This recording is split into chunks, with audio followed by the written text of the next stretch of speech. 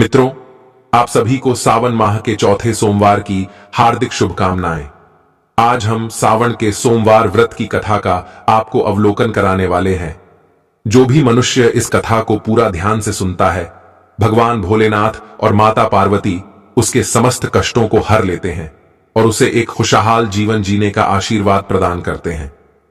हर हर महादेव साथियों, जैसा कि आप सभी को पता है कि आज सावन माह का चौथा सोमवार है।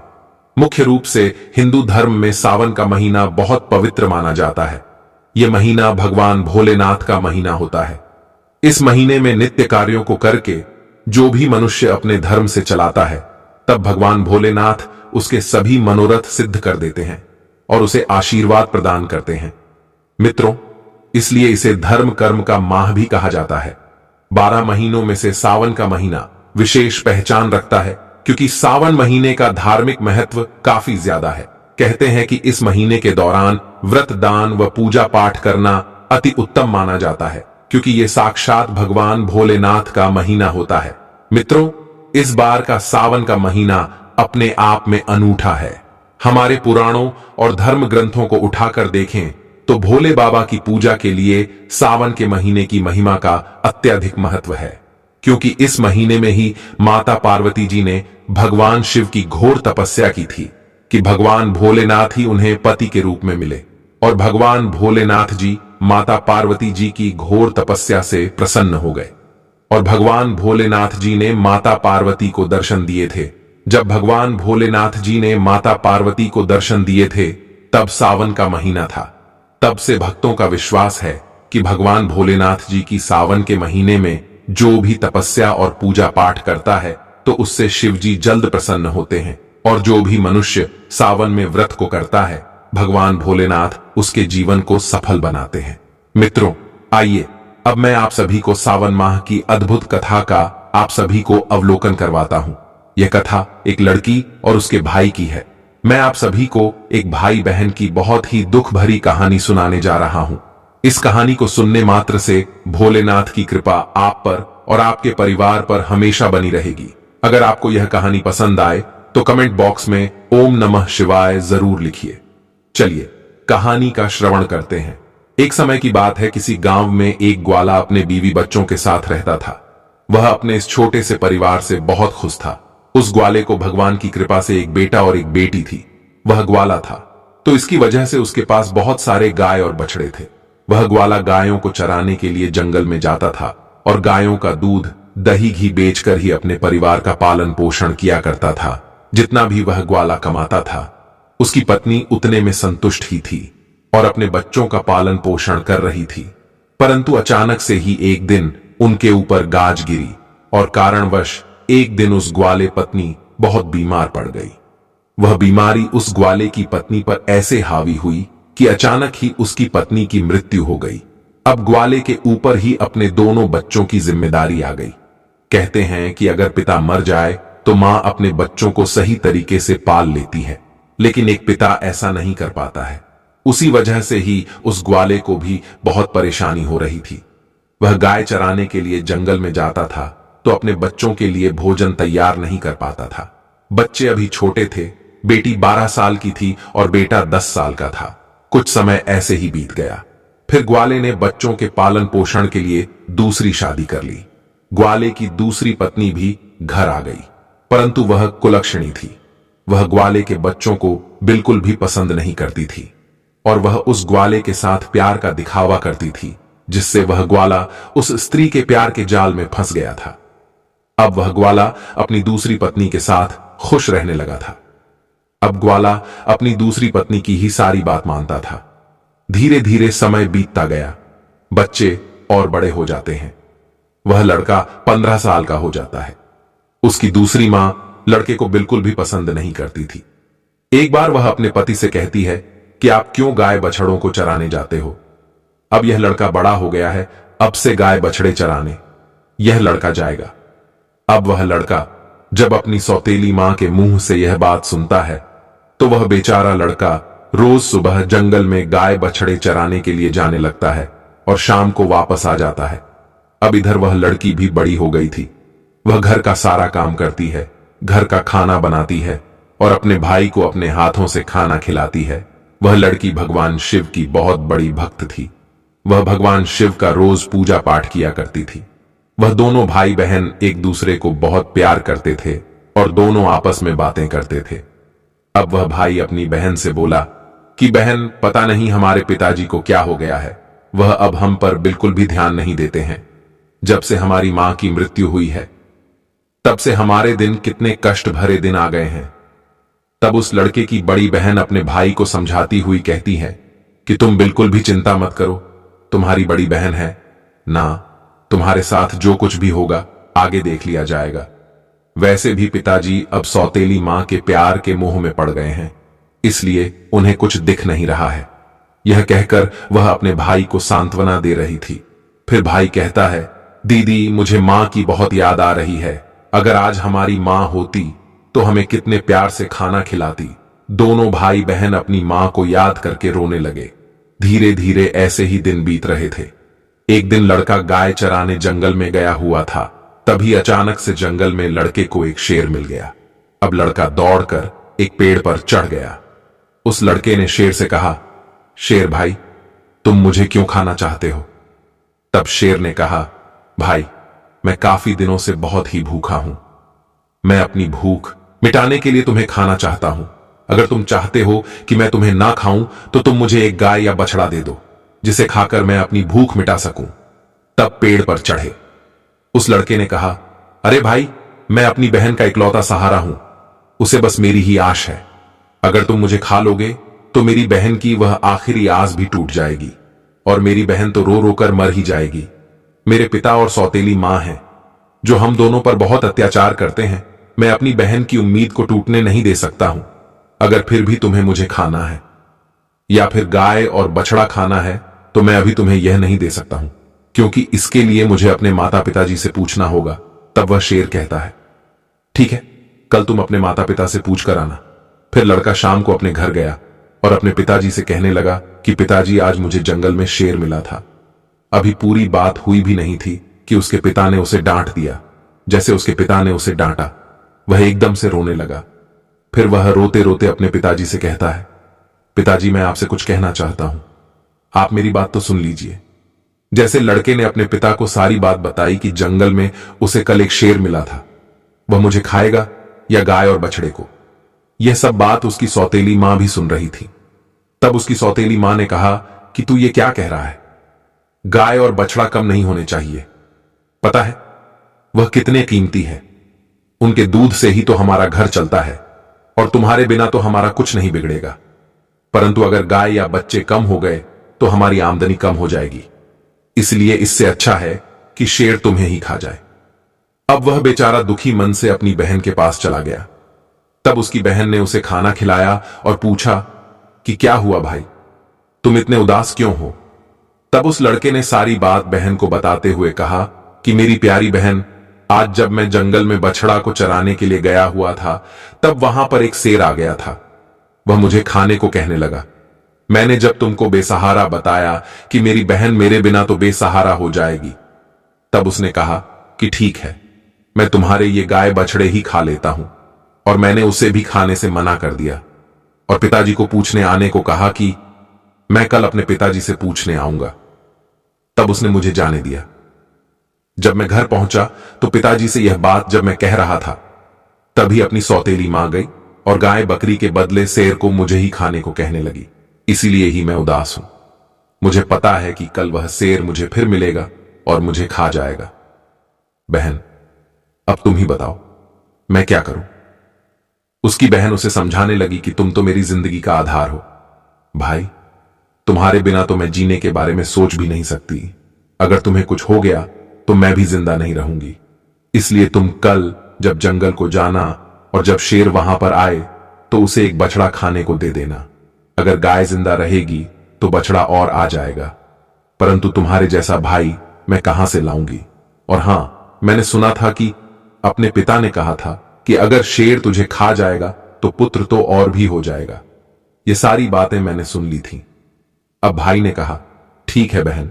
दूसरे दिन वह लड़का जंगल में गया तो शेर उसका इंतजार करता हुआ मिला।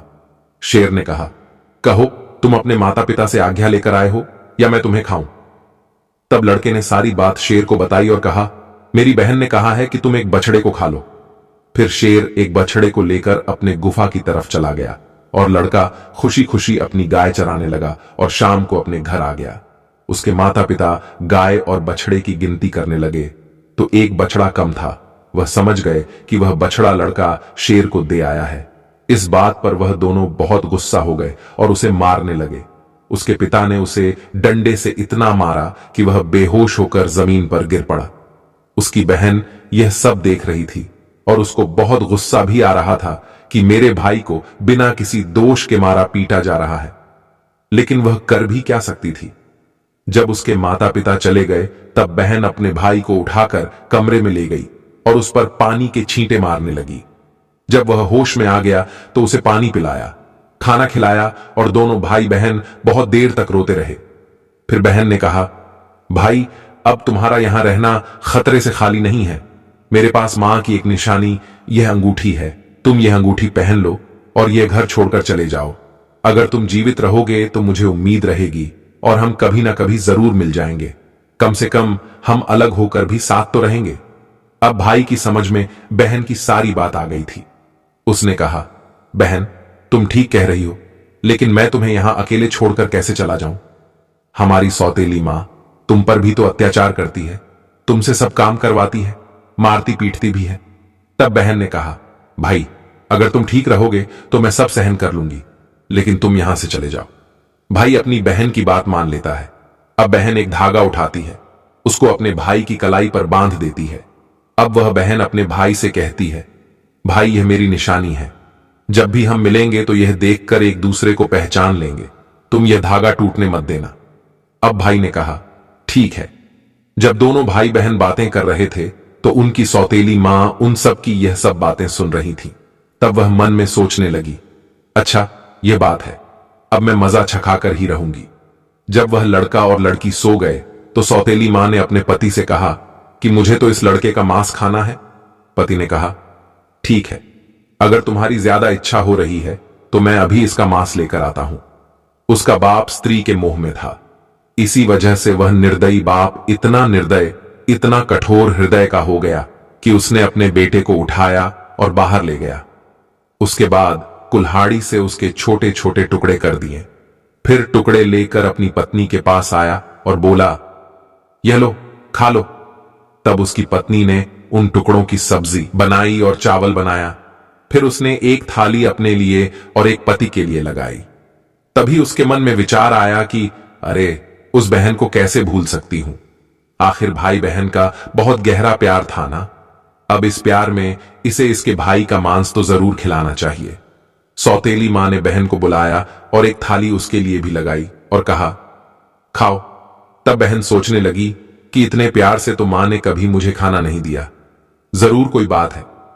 जब वह खाना खाने लगी तो बहन ने देखा कि थाली में वही उंगली आ गई है जिसमें वह अंगूठी थी जो उसके मां की निशानी थी, जिसे उसने अपने भाई को दिया था। बहन तुरंत समझ गई, क्योंकि वह सुबह से अपने भाई को खोज रही थी, लेकिन उसे उसका भाई कहीं दिखाई नहीं दिया। अब उसका शक यकीन में बदल गया। अब वह रोती जा रही थी। वह तुरंत ही वहां से उठी और भागकर अपने कमरे में चली गई। तभी उसे बड़े बुजुर्गों की बात याद आई कि किसी इंसान की मुक्ति तब तक नहीं होती जब तक कि उसकी अस्थियां नदी में विसर्जित नहीं होती। उसने सोचा, मेरे भाई की भी तो मुक्ति कभी नहीं होगी, यह लोग तो उसे मारकर खा गए। तभी उसने वह उंगली उठाई और चलते चलते वह नदी के किनारे पहुंच गई।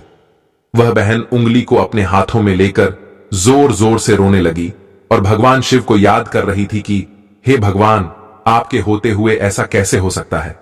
मेरा भाई मुझसे कैसे दूर हो सकता है?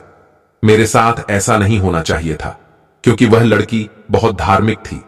वह रोज भगवान शिव की पूजा किया करती थी, सोमवार का व्रत रखती थी और हमेशा भगवान से यही प्रार्थना करती थी कि हे भगवान, मेरे भाई की रक्षा करना। उस दिन भी वह रोते रोते कह रही थी कि हे भोलेनाथ, मेरा इस संसार में कोई नहीं है। एक भाई था, उसे भी तुमने ले लिया, मां को तो पहले ही छीन लिया था। अब मैं किसके लिए जीवित रहूंगी? मैं अब अकेले कैसे रहूंगी? अब मैं भी इस नदी में कूदकर अपनी जान दे दूंगी। फिर उसने वह उंगली नदी में डाली और भगवान भोलेनाथ से प्रार्थना करने लगी कि हे भोलेनाथ, मेरे भाई को मुक्ति देना, वह जहां कहीं भी है उसकी आत्मा को शांति मिले। जैसे ही वह नदी में कूदने वाली होती है तो उसने देखा कि जो उंगली उसने नदी में डाली है वह तोता बनकर उड़ गया और नदी के पास एक पेड़ था, वह उस पर जाकर बैठ गया। फिर तोता ने कहा, बहन तू क्यों दुखी होती है? मैं तेरा भाई हूं बहन, तुमने यह बहुत अच्छा किया जो तुमने यह उंगली नदी में डाल दी। इससे मेरी मुक्ति हो गई और मुझे तोते का जन्म मिल गया। बहन तुम चिंता मत करो, मैं तोता बनकर भी तुम्हारी हर तरह से मदद करूंगा। हम दोनों आपस में बहुत सारी बातें किया करेंगे। यह देखकर बहन बहुत खुश हुई कि चलो मेरा भाई मेरे साथ तो है, किसी भी रूप में सही। फिर बहन घर वापस आ गई। सौतेली मां उससे सारा काम करवाती और बहुत खुश होती।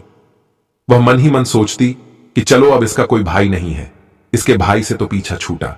लेकिन वह लड़की जल्दी से अपना काम पूरा करती और बगीचे में जाती। वहां उसका भाई उसका इंतजार करता रहता था। दोनों भाई बहन खूब बातें करते। वह अपनी बहन को अच्छे अच्छे फल खिलाता था। सावन का महीना चल रहा था। लड़की सावन के महीने में पूजा पाठ करती थी। सावन सोमवार का व्रत रखती थी और पूजा पाठ करने के बहाने ही वह बगीचे में जाती थी। भाई ने बहन से कहा, बहन तुम चिंता मत करना, यदि मां पिताजी तुम्हें यहां ना आने दे तो मैं घर के बाहर किसी डाल पर तुम्हें बैठा दिखाई दूंगा। बहन बहुत खुश थी। वह मन से बहुत खुश रहने लगी। एक दिन उस बहन ने अपने भाई से कहा, भैया बहुत ही जल्द रक्षाबंधन का त्योहार आने वाला है, तो आपको राखी भी बांध दूंगी। अब उस भाई ने सोचा, मुझे अपनी बहन के लिए कुछ ना कुछ तो करना ही चाहिए। एक तो यह मेरे निर्दय माता पिता के साथ रहती है, तो जो उन्होंने मेरे साथ किया कहीं मेरी बहन के साथ ना कर दे। भाई ने मन में विचार किया कि मुझे उनसे बदला लेना होगा। फिर उसने भगवान से प्रार्थना की कि हे भगवान, मेरी बहन की रक्षा करना। तभी वह तोता एक लोहार के पास पहुंच गया। जब वह तोता लोहार के पास गया तब उस लोहार से तोते ने कहा, पिता ने मारा, मां ने मरवाया, बहन सरासर रोई थी, मैं हरियल तोता बन उड़ाया। अब उस लोहार को उस तोते की बात कुछ समझ में नहीं आई। फिर वह लोहार कहने लगा, तुम क्या कह रहे हो? मेरे तो कुछ भी समझ में नहीं आया। फिर उसने वही दोहराई, पिता ने मारा, मां ने मरवाया, बहन सरासर रोई थी, मैं हरियल तोता बन उड़ाया। तोता को बोलता हुआ देखकर उस लोहार को उसकी बातें सुनने का मन हुआ। वह कहने लगा, हे तोते, तुम मुझे खुलकर बताओ, तुम क्या कहना चाहते हो? तब तोते ने सारी बात लोहार को बताई। लोहार तोते की बात सुनकर कहता है, हे स्वान, तुम्हारी तो जिंदगी बहुत ही दुख भरी है, यह सुनकर मुझे रोना आ रहा है। तुम बताओ, तुम मुझसे क्या चाहते हो? अगर तुम चाहो तो मैं तुम्हारे लिए अपनी जान भी दे सकता हूं। तब तोते ने कहा, मुझे कुछ नहीं चाहिए, बस तुम मेरे लिए एक ऐसी कटार बना दो जो तलवार से भी तेज हो। लोहार ने कहा, ठीक है भाई। फिर उस लोहार ने तोते के लिए कटार बनाई। जब वह कटार बन गई तो तोते ने कहा, इस कटार को मेरे पंखों में छुपा दो। लोहार ने कटार को तोते के पंखों में छुपा दी। वह तोता वापस पेड़ पर आ गया। उसने अपनी बहन को कुछ नहीं बताया। उसकी बहन उससे मिली, बातें की, साथ में भोजन किया और वह घर वापस चली गई। अगले दिन वह तोता एक सोनार के पास गया और तोते ने सोनार से भी वही बातें कहीं। बाप ने मारा, मां ने मरवाया, बहन सरासर रोई थी, मैं हरियल तोता बन उड़ाया। सोनार ने कहा, तुम क्या कह रहे? मुझे कुछ समझ में नहीं आ रहा है। वह फिर से वही कहने लगा। सोनार को भी उसकी बातें जानने की इच्छा हुई कि यह क्या कहना चाहता है। सोनार ने तोते से कहा कि तुम मुझे सीधे सीधे बताओ, तुम क्या कहना चाहते हो? तोते ने सोनार को भी अपनी सारी बात बता दी। सोनार भी तोते की बात सुनकर बहुत दुखी हुआ। सोनार को उससे बहुत हमदर्दी हो जाती है और सोनार भी उसकी बातें सुनकर रोने लगता है। फिर सोनार कहता है, बताओ मैं तुम्हारी क्या मदद कर सकता हूं? तब तोते ने कहा कि भाई, रक्षाबंधन आने वाला है, मैं अपनी बहन को सोने के कुछ गहने देना चाहता हूं, तो तुम मेरी बहन के लिए गहने बना दो। तोते की बात सुनकर सोनार ने कहा, बस इतनी सी बात बताओ, क्या क्या बनाना है? फिर सोनार ने उसकी बहन के लिए कुछ गहने बना दिए। फिर क्या था, तोते ने उसे बहुत धन्यवाद दिया और कहा, भाई तुम यह गहने मेरी गर्दन में डाल दो। फिर सोनार ने वो गहने उसकी गर्दन में डाल दिए। फिर तोता उड़कर उसी पेड़ पर आ गया जिस पेड़ पर वह रहता था और उस पेड़ के कोटर में वह गहने रख दिए। धीरे धीरे समय बीतता गया।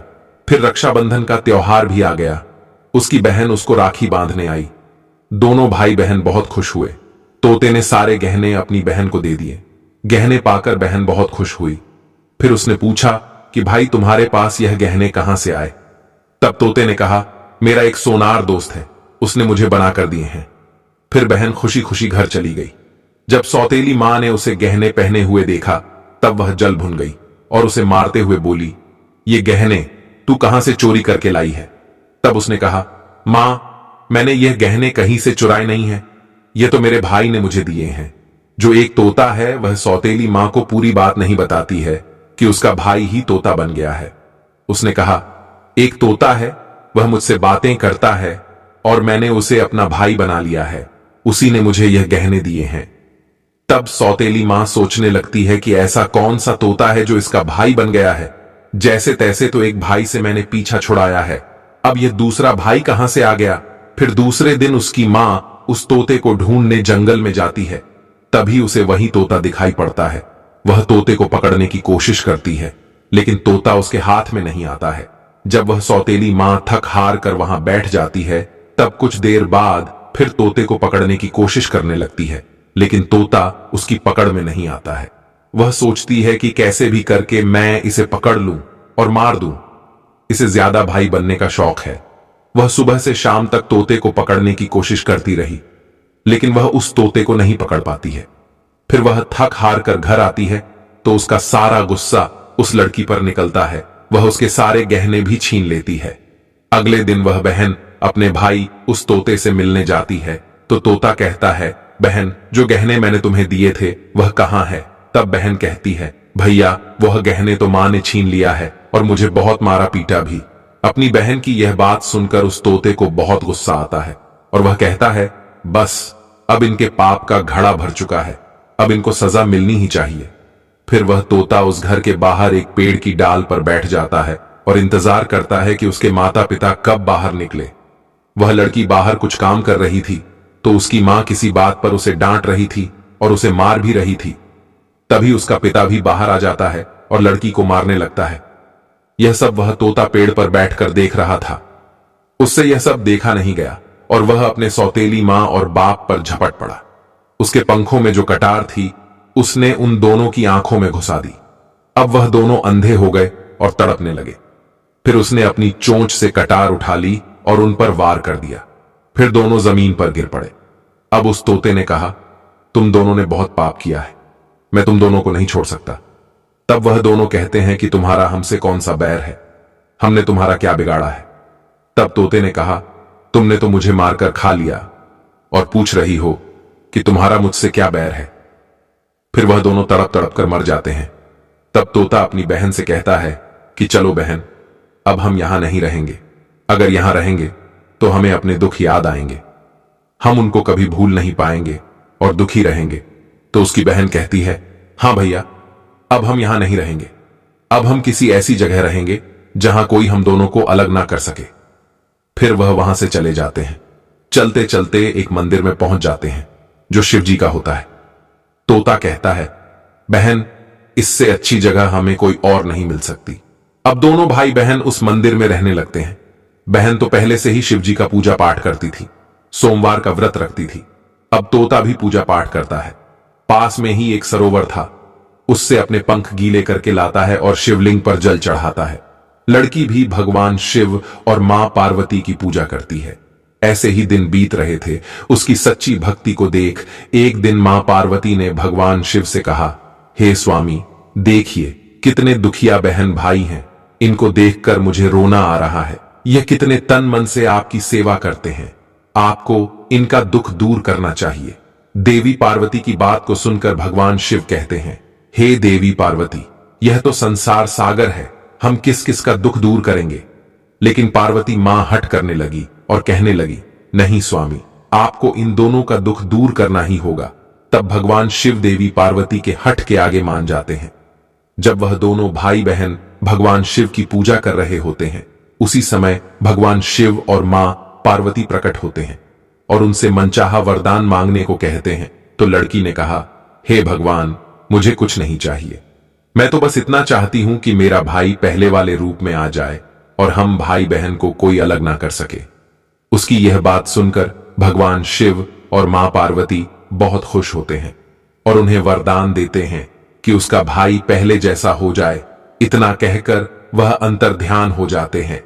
फिर भगवान शिव और देवी पार्वती की कृपा से वह लड़का पहले जैसा हो जाता है और अब दोनों भाई बहन बहुत खुश हो जाते हैं और भाई बहन खुश होकर भगवान शिव की पूजा करने लगते हैं और बड़े प्यार से मंदिर में रहने लगते हैं। मित्रों, अब चलो मैं आप सभी को सावन माह के व्रत की दूसरी कथा सुनाता हूं। मित्रों, एक समय की बात है, देवरिया नामक एक गांव में एक धनी सेठ रहता था। वह सेठ अपनी जुबान का पक्का था। इसी वजह से दूर दूर तक उसका व्यापार फैला हुआ था। नगर में उस व्यापारी का सभी लोग मान सम्मान करते थे। परंतु कहते हैं ना कि भगवान किसी भी मनुष्य को चाहे जितना भी, परंतु वह अपनी आंतरिक कमजोरियों से परेशान ही रहता है। इसी तरह उस सेठ का भी यही हाल था। उस सेठ के पास सब कुछ था, परंतु इतना सब कुछ होने के बावजूद भी वह सेठ अंतर्मन से बहुत दुखी था, क्योंकि उस सेठ को कोई पुत्र नहीं था। इसी बात से वह बहुत परेशान रहता था कि उसको कोई पुत्र नहीं है। अगर ऐसा ही रहा तो मेरे कुल का तो विनाश हो जाएगा। उस सेठ को दिन रात बस चिंता सताती रहती थी। वह सोचता था कि उसकी मृत्यु के बाद उसके इतने बड़े व्यापार और धन संपत्ति को कौन संभालेगा। अपनी इसी चिंता को मन में धारण कर वह सेठ पुत्र पाने की इच्छा से वह प्रत्येक सोमवार भगवान शिव की व्रत पूजा किया करता था। वह सायंकाल को सेठ भगवान शिव जी के मंदिर में जाकर भगवान शिव के शिवलिंग के सामने घी का दीपक जलाया करता था। उस व्यापारी की भक्ति देखकर एक दिन माता पार्वती जी ने भगवान शिव से कहा, हे प्राणनाथ, यह सेठ आपका सच्चा भक्त है। कितने दिनों से यह सोमवार का व्रत और पूजा नियमित रूप से कर रहा है। हे भगवान, आप इस सेठ की पुकार क्यों नहीं सुन पा रहे हैं? कृपया आप इनकी समस्त मनोकामनाओं को अवश्य पूर्ण करें। भगवान भोलेनाथ जी ने मुस्कुराते हुए माता पार्वती से कहा, हे देवी पार्वती, इस संसार में सबको उसके कर्मों के अनुसार ही फल की प्राप्ति होती है, क्योंकि जो भी प्राणी जैसा कर्म करता है उन्हें वैसा ही फल प्राप्त होता है। अब माता पार्वती जी भगवान भोलेनाथ जी की इस बात को नजरअंदाज कर देती है और माता पार्वती जी भगवान भोलेनाथ से आग्रह करते हुए कहती हैं कि नहीं प्राणनाथ, आपको इस सेठ की इच्छा तो पूरी करनी ही पड़ेगी। यह आपका अनन्य भक्त है और यह प्रत्येक सोमवार आपका विधिवत व्रत रखता है और आपकी पूजा अर्चना करता है, और पूजा अर्चना के बाद आपको भोग लगाकर एक समय भोजन ग्रहण करता है। आपको इसे पुत्र प्राप्ति का वरदान देना ही होगा, अन्यथा हे भगवान, ये तो भक्ति की हार होगी। अब पार्वती का इतना आग्रह सुनकर भगवान भोलेनाथ ने कहा, हे देवी पार्वती, तुम्हारे आग्रह पर मैं इस सेठ को पुत्र की प्राप्ति का वरदान देता हूं, परंतु हे देवी, मैं इसे पुत्र प्राप्ति का आशीर्वाद तो दे दूंगा, परंतु इसका पुत्र 16 वर्ष से अधिक जीवित नहीं रहेगा। अब ये बात जब माता पार्वती जी ने सुनी तो वह भगवान भोलेनाथ की बात को मान गई। अब उसी रात भगवान भोलेनाथ जी ने स्वप्न में उस सेठ को दर्शन देकर उसे पुत्र प्राप्ति का वरदान दिया और कहा कि हे पुत्र, मैं तुम्हारी भक्ति से बहुत प्रसन्न हूं, इसलिए मैं तुम्हें आशीर्वाद देता हूं कि तुम्हें एक यशस्वी पुत्र की प्राप्ति हो, परंतु तुम्हारा वह पुत्र केवल 16 वर्ष की आयु तक ही जीवित रह पाएगा, उसके बाद इसकी मृत्यु हो जाएगी। जब भगवान शिव जी ने आशीर्वाद दिया तो आशीर्वाद पाकर उस सेठ को बहुत खुशी तो हुई, लेकिन पुत्र की अल्पायु की चिंता ने उस खुशी को भी नष्ट कर दिया। सेठ पहले की तरह सोमवार का विधिवत व्रत करता रहा। कुछ महीनों के पश्चात उसके घर अति सुंदर पुत्र उत्पन्न हुआ। पुत्र जन्म से सेठ के घर में खुशियां ही खुशियां भर गई। अब उस सेठ ने बहुत धूमधाम से पुत्र जन्म का समारोह मनाया। वहां सभी आए हुए लोग बहुत खुश थे। सेठ की पत्नी भी बहुत खुश थी, परंतु सेठ को पुत्र जन्म की अधिक खुशी नहीं थी, क्योंकि उसे पुत्र की अल्प आयु के रहस्य के बारे में पता था। यह रहस्य घर में किसी को नहीं मालूम था। विद्वान ब्राह्मणों ने उस पुत्र का नाम कुलदीप रखा, क्योंकि उसकी वजह से ही इस सेठ का कुल आगे बढ़ने वाला था। इसी वजह से उसका नाम कुलदीप रखा था। जब कुलदीप 12 वर्ष का हुआ तो उस सेठ ने शिक्षा दीक्षा के लिए उसे वाराणसी भेजने का निश्चय कर लिया। सेठ ने कुलदीप को उसके मामा दीपचंद के साथ कुलदीप को वाराणसी भेजवा दिया। जब वह दोनों वाराणसी जा रहे थे तब सेठ ने कहा कि कुलदीप शिक्षा प्राप्त करने के लिए वाराणसी जाते समय ध्यान से जाना। अब दीपचंद्र और कुलदीप रास्ते में रात्रि विश्राम के लिए एक जगह पर ठहरते हैं। वहां पर कुछ ब्राह्मण यज्ञ कर रहे थे। जब वह दोनों वहां पर पहुंचे तब उन दोनों को उन ब्राह्मणों ने भोजन कराया। अब लंबी यात्रा के बाद कुलदीप और दीपचंद एक नगर में पहुंचे। उस नगर के राजा की कन्या का विवाह था। उस राजा की कन्या के विवाह की खुशी में पूरे नगर को सजाया गया था। निश्चित समय पर बारात आती। दीपचंद्र और कुलदीप दोनों ही खड़े होकर यह दृश्य देख रहे थे। उन्होंने देखा कि वर का पिता अपने बेटे के एक आंख से काने होने के कारण बहुत चिंतित है। उसे इस बात का भय सता रहा था कि राजा को जब इस बात का पता चलेगा तो वह कहीं विवाह से इनकार ना कर दे, इससे उसकी बदनामी हो जाएगी। वर के पिता ने जब कुलदीप को देखा तो उसके मस्तिष्क में एक विचार आया। उसने सोचा, क्यों ना इस लड़के को दूल्हा बनाकर राजकुमारी से विवाह करा दूं। विवाह के बाद इसको धन देकर विदा कर दूंगा और राजकुमारी को अपने नगर में ले जाऊंगा। वर के पिता ने कुलदीप और दीपचंद से बात की। दीपचंद ने धन मिलने के लालच में वर के पिता की बात स्वीकार कर ली और कुलदीप को दूल्हे के वस्त्र पहनाकर राजकुमारी चंद्रिका से विवाह करा दिया गया। विवाह के फलस्वरूप ही उस राजा ने बहुत सा धन देकर राजकुमारी को विदा किया। कुलदीप जब लौट रहा था तो वह सच छिपा नहीं सका और उसने राजकुमारी से कह दिया कि राजकुमारी चंद्रिका, तुम्हारा विवाह तो मेरे साथ हुआ था, परंतु मैं तो वाराणसी में शिक्षा प्राप्त करने के लिए जा रहा हूं। अब तुम्हें जिस नवयुवक की पत्नी बनना है वह तो एक आंख से काना है। जब राजकुमारी ने कुलदीप की इतनी बात सुनी तो उसने कान्हे लड़के के साथ जाने से इनकार कर दिया और अपने पिता के पास जाकर सारी बातें बता दी। जब राजा ने यह बात अपनी पुत्री के मुंह से सुनी तो उसने राजकुमारी को अपने महल में रख लिया। अब उधर कुलदीप अपने मामा दीपचंद के साथ वाराणसी पहुंच गया। वहां पहुंचकर कुलदीप ने गुरुकुल में पढ़ना शुरू कर दिया। जब कुलदीप की आयु 16 वर्ष पूरी हुई तब उसने एक यज्ञ किया। यज्ञ की समाप्ति पर ब्राह्मणों को भोजन कराया और खूब अन्न वस्त्र दान किए। रात को कुलदीप अपने शयन कक्ष में सो गया। अब भगवान शिव जी के वरदान के अनुसार जब वह सो रहा था तब उसी अवस्था में ही कुलदीप के प्राण पखेरु उड़ गए। जब सुबह हुई तो दीपचंद्र कुलदीप को मृत देखकर रोने पीटने लगा। अब दीपचंद्र को ऐसे विलाप करता हुआ देखकर आसपास के लोग भी एकत्र होकर दुख प्रकट करने लगे। जब कुलदीप का मामा दीपचंद्र बहुत जोर जोर से विलाप कर रहा था तो दीपचंद्र के रोने के स्वर को सुनकर समीप से गुजरते हुए भगवान भोलेनाथ और माता पार्वती जी ने भी सुने। जब माता पार्वती जी ने दीपचंद्र की कुलदीप के प्रति इतने लगाव के साथ विलाप करते देखा तो उन्होंने भगवान से कहा, हे प्राणनाथ, मुझसे इसके रोने के स्वर सहन नहीं हो रहा है, आप इस व्यक्ति के कष्ट दूर कर दीजिए।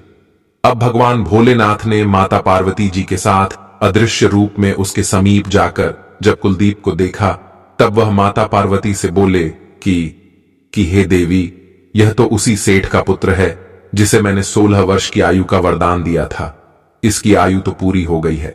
अब माता पार्वती जी ने भगवान शिव से निवेदन किया, हे प्राणनाथ, आप इस लड़के को जीवित करें, नहीं तो इसके माता पिता पुत्र की मृत्यु के कारण रो रो के अपने प्राणों का त्याग कर देंगे। इस लड़के का पिता तो आपका परम भक्त है और वह तो वर्षों से सोमवार का व्रत करते हुए आपको भोग लगा रहा है। आप इस लड़के को यदि जीवित नहीं करेंगे तो यह आपसे द्वेष करेगा और आपसे कोई द्वेष करे, यह मुझे बिल्कुल ही पसंद नहीं है। अब माता पार्वती के इतना आग्रह करने पर भगवान भोलेनाथ ने उस लड़के को जीवित होने का वरदान दिया और कुछ ही पल में वह फिर से जीवित होकर उठ बैठा।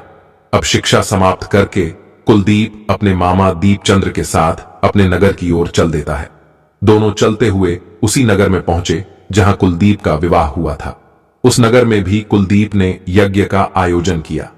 समीप से गुजरते हुए नगर के राजा ने जब यज्ञ का आयोजन देखा तब उस राजा ने कुलदीप को तुरंत पहचान लिया और यज्ञ समाप्त होने पर राजा कुलदीप और उसके मामा को महल में ले गया और कुछ दिन उन्हें महल में रखकर बहुत सा धन वस्त्र देकर राजकुमारी के साथ विदा कर दिया, क्योंकि राजकुमारी और कुलदीप का विवाह पहले ही हो चुका था जब वह शिक्षा ग्रहण करने आ रहा था। अब राजा ने अपनी पुत्री और इसके पति की रास्ते में सुरक्षा के लिए बहुत से सैनिकों को भी साथ भेजा। दीपचंद ने नगर में पहुंचते ही एक दूत को घर भेजकर अपने आगमन की सूचना भेजी। अपने बेटे कुलदीप के जीवित वापस लौटने की सूचना पाकर वह सेठ बहुत प्रसन्न हुआ। व्यापारी ने अपनी पत्नी के साथ स्वयं को एक कमरे में बंद कर रखा था, क्योंकि उन्हें उनके पुत्र के मरने की खबर मिली थी। इस वजह से वह भूखे प्यासे रहकर अपने बेटे की प्रतीक्षा कर रहे थे। उन्होंने प्रतिज्ञा कर रखी थी कि यदि उन्हें उनका पुत्र जीवित अवस्था में नहीं मिला तो वह दोनों भी अपने प्राण त्याग देंगे। अब वह दूत उस सेठ के पास उनके आने का समाचार लेकर उस सेठ पास पहुंचा तो वह दोनों बहुत खुश हुए। अब वह सेठ अपनी पत्नी और मित्रों के साथ नगर के द्वार पर पहुंचा। उसने अपने बेटे को विवाहित देखा कि वह अपनी पत्नी के साथ आया हुआ है तो पुत्रवधू राजकुमारी चंद्रिका को देखकर उसकी खुशी का ठिकाना ही नहीं रहा। उसी रात भगवान शिव ने सेठ के स्वप्न में आकर कहा, हे पुत्र, मैंने तुम्हारे सोमवार के व्रत करने और व्रत कथा सुनने से प्रसन्न होकर तुम्हारे पुत्र को लंबी आयु प्रदान की है। अब वह सेठ बहुत प्रसन्न हुआ। सोमवार का व्रत करने से उस सेठ के घर में खुशियां लौट आईं। मित्रों, शास्त्रों में लिखा है कि जो स्त्री या पुरुष सोमवार का विधिवत व्रत करते हैं और व्रत कथा सुनते हैं, उनकी सभी इच्छाएं पूरी होती हैं। हर हर महादेव, जय माता पार्वती। मित्रों, आपको हमारे द्वारा सुनाई गई सावन व्रत की कथा कैसी लगी, हमें कमेंट करके अवश्य बताना। अगर पसंद आई हो तो इस वीडियो को लाइक करना और हर हर महादेव नाम का कमेंट भी इस वीडियो के कमेंट सेक्शन में अवश्य करना। साथ ही इस वीडियो को अपने सभी मित्र बंधुओं में भी शेयर करना ताकि उन्हें भी इसके बारे में पता चल सके। बाकी मित्रों, आप सभी का वीडियो को यहां तक देखने